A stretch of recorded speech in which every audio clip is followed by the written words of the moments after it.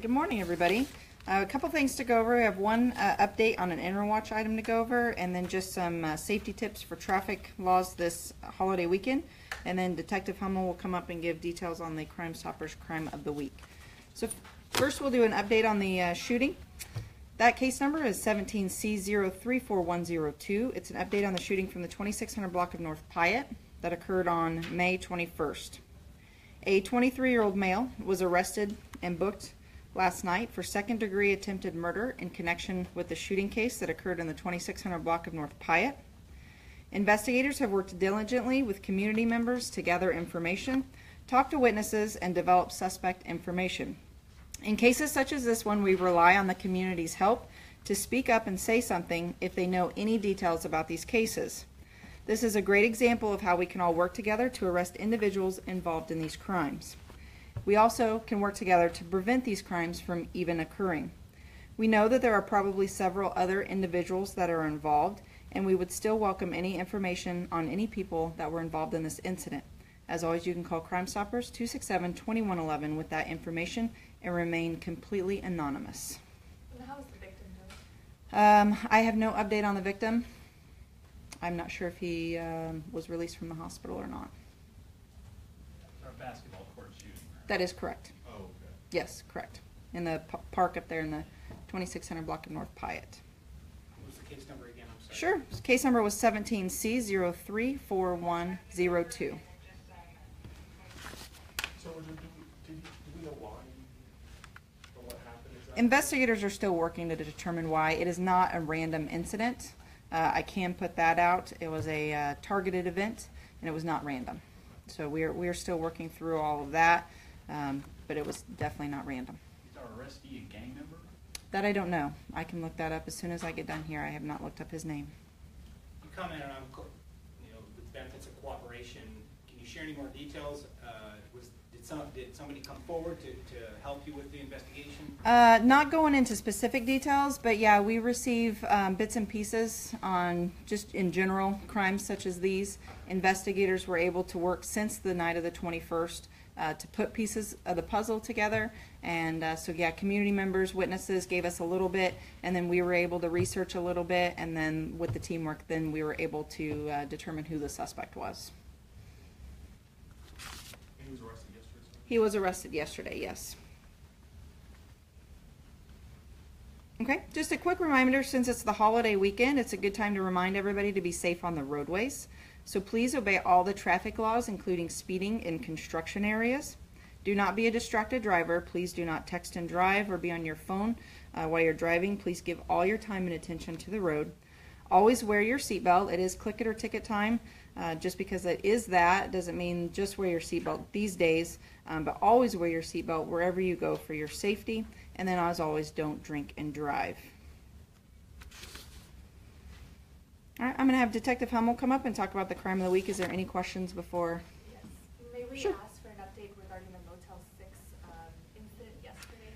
Sure. The only thing we shared, the Riley County Police Department's press release that they issued this morning on our Facebook page, and that gives all the details. But yeah, I can confirm that the Wichita Police Department arrested Stephen Harris and also Cora Brown from the Motel 6 on East Kellogg last night. Was Ms. Brown also arrested, or? She was arrested according to Riley County District Court warrant, or she was arrested on a warrant for possession of methamphetamine. So do we know if the suspect was trying to check into the hotel? From the information that I got is that, yeah, he somebody from that hotel recognized him from the press releases that have been sent out and then contacted authorities. Obviously, it was the media and police department Sure. sharing this mugshot that helped. Can you just kind of touch upon the need for sharing Right. that information? Absolutely, and that's why, social media and media in general is so important to get information out like this, and that's why we rely heavily on community members to provide us information, because they're the eyes and the ears 24 hours a day, 7 days a week, where we can't be. So it is really important. It's a really good job by our community members, especially in this community and then all over Kansas. Like I said, this is a joint effort with Riley County. They pay close attention, and so we really are thankful for that, people in the community. So I said if it wasn't for people in the community calling Crime Stoppers and making tips and contacting 911, you know, a lot of these crimes unfortunately would go unsolved. So this community really stands together, and we appreciate them so much. And yesterday, obviously, no injuries to anyone else. No injuries to anybody involved. SWAT was called out. They were taken into custody peacefully. Do you know about how long it took from the time to call? I don't have the time of call. Okay. Did you have any other reason other than his particularly dangerous, the APD, I guess, for lack of a better word, to call out the SWAT team? I mean, did you have any other reason to call that out other than because he was... Well, he's wanted for murder. That was the main thing. Correct. Yeah. Wanted for murder, obviously armed and dangerous.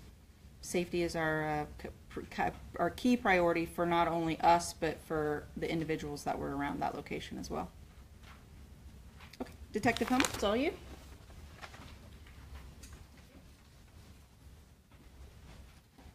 Good morning. I'm going to go over the crime of the week, and this week we are featuring a robbery that occurred in Park City.